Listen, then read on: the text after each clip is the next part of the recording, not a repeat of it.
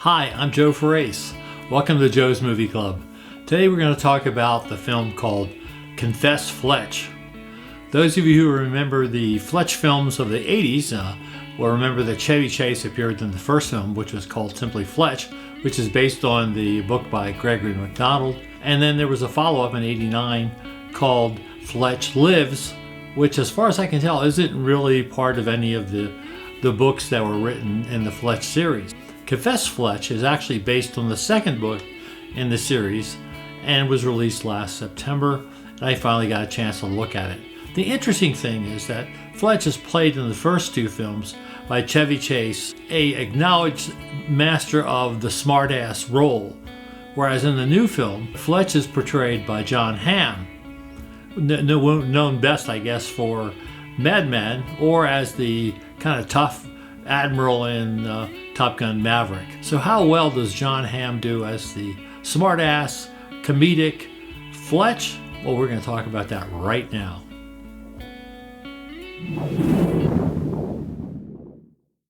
So the big question is, how good is Jon Hamm in the part? Well, rather than make you wait to the end, don't you hate it when they have guys who do videos like this say, wait around to the end and I'll tell you whatever you wanted to see in the first place when you tuned into this video. And we're going to talk about it right now. And it's simple. He's fabulous. Unlike Chevy Chase, he brings a certain gravitas, but at the same time a great deal of intelligence to the whole part of Fletch. You get the idea that he knows he's smarter than everybody else that he's talking to. And while he may have a little bit of a smart alecky edge, it's more of a kind of a wise guy, almost a variation of a tough guy film noir character. But at the same time, it's fresh, it's modern, he's great. I've got to admit, the trailer for this movie may discourage you from watching it, but don't. It's a terrific movie, it's very funny. You would never get from the trailer how good Hamm is in this part. You would never get how good the movie is from the trailer. Whoever put the trailer together, well, they didn't do a very good job. So take it from me, this is a really good film. It's a kind of a convoluted plot that involves art theft and murder and a lot of other topsy-turvy things that you don't see coming. And you get the idea that Fletch knew all this stuff after he found the dead body, which happens very early in the film. He is staying in this home in Boston, which is where the book was set. The book was written around 1976, 1978, somewhere around there. He goes to this house that he's renting and finds a dead woman's body in the living room. He calls the cops come, and all over the course of the story, they suspect he's the murderer, which is where the whole Confess Fletch comes from. Boom, you have the flashback and you find out why he's there, why he's in Boston, what is his ostensible errand, which may be more of a MacGuffin than anything else. That he meets a girl in Rome, they get romantically involved. She asks him to look into the fact that her father had his art paintings stolen, which included Picasso's and other old masters that were worth millions and millions of dollars. And it turns out that he's kidnapped and the people who are holding him hostage want some of the paintings as ransom. But here's the problem. Back in Boston, some art dealer had already sold some of these stolen paintings for whatever reason. The cast of this film is great. Beside Hamm being marvelous as Fletch, other characters like the police inspector. I didn't really know that Boston had inspectors. I thought police inspectors were relegated, in the United States anyway, to San Francisco. But he gives a kind of a cockamamie reason, and maybe it's even true. So if any of you Bostonians out there who know police ranks, I'd love to know if there really are police inspectors in Boston. The inspector is helped by a young woman, very, very funny. The inspector is funny. Everybody is funny. They're relentless in their trying to make Fletch guilty of this murder. And this story is very convoluted. At the same time, it kind of proceeds along in a kind of a normal kind of a thing. At one point, the evil stepmother, who's portrayed by Marcia Gay Harden, who's from Italy, shows up at the townhouse where Fletch is staying. Marcia Gay Harden is hysterical in this film. And then Fletch's Italian girlfriend shows up, and at moments toward the end of the film, in the last third of it at least, take on a mildly slapstick, maybe screwball comedy aspect.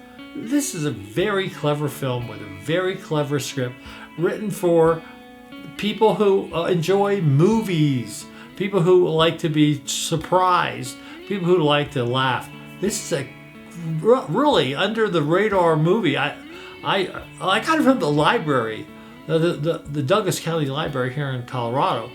They have a 1 week period. It's 7 or 8 days, no charge, of course. I know some public libraries actually charge a very modest fee to rent movies, but they don't, and typically they've had more and more Blu-rays. This one turned out to be a DVD. The DVD turned out to be pretty good. This Sony Bravia that we're looking at this movie on is like a 65-inch set. It looked great. The film was beautifully shot. It was directed by a man who directed Superbad, Greg Mottola, and Superbad was one of my favorite silly comedies I think from the 80s or 90s. I can't even remember anymore. But it's just a wonderfully clever film. Now I want to say a word about the accent.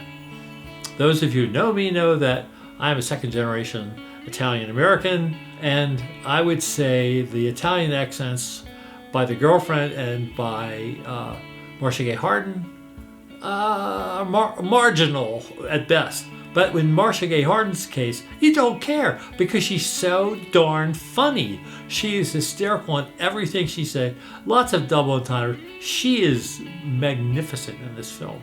The girlfriend, she has an Italian accent that it might be real, it might not be real. Robert Picardo is in it now. You Star Trek fans, I guess you know that I'm a Star Trek fan. Star Trek, he was the holographic doctor in Star Trek Voyager. He shows up very briefly. In fact, I didn't even realize it was him early in the film. But I guess it's in the flashback, because he's kidnapped almost from frame one. And he shows up at the end of the film. He may be of Italian descent, and his accent, which is very, very subtle and not over your head like maybe Marcia Gay Harden is, who's doing her version of Super Mario, is doing. He has a small part, pivotal part, because he helps turn the whole story upside down and lets you know that, in fact, Fletch knew everything that was going to happen, except maybe who murdered this poor woman who turned up in the townhouse. Anyway, all I can tell you is Confess Fletch is a very funny movie. It's very creative. It's very well put together. It's well written. The actors in every part, even the smallest part, are fabulous. This is just a wonderful movie if you like a good comedy, and boy, there hasn't been any in a long time, at least in my opinion. So check out Confess Fletch. It's a great film. You'll have a good time watching this one. So what's coming up next? Star Trek IV, The Voyage Home. My favorite Star Trek, the original cast's film, which is, of course, the one about the whales and all the funny stuff that happens.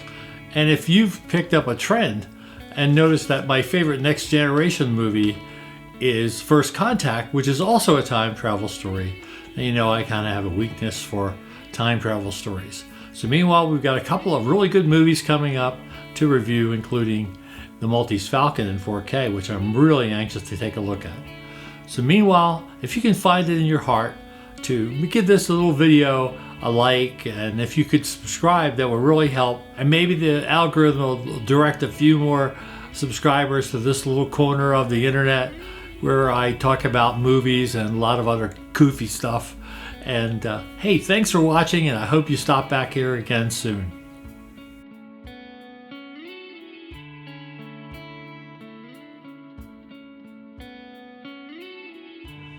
Today we're going to talk about Fletch, the new movie called Confess Fletch was directed by